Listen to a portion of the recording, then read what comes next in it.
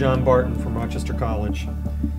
In 1 John chapter 4, it says this: "Dear friends, do not believe every spirit, but test the spirits to see whether they are from God. This is how you recognize the Spirit of God.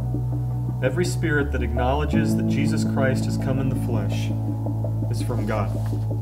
A few years ago, a friend of mine who's a pilot took me up in his Cessna. It's interesting to me to hear him talk about his training as a pilot, and I especially found interesting his description of the phenomenon of spatial disorientation. He was describing that pilots must train themselves to trust their instruments more than their own senses. For example, if you fly into a fog, your senses can fool you. You can feel like you're flying level when you're actually on a dangerous trajectory toward the ground, or vice versa.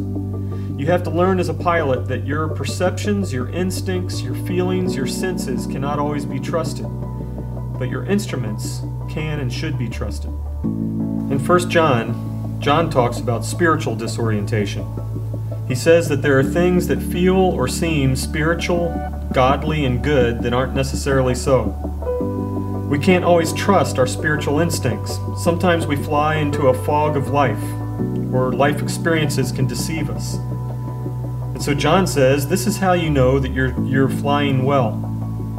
You know because you trust the one who transcends culture, philosophy, and instinct.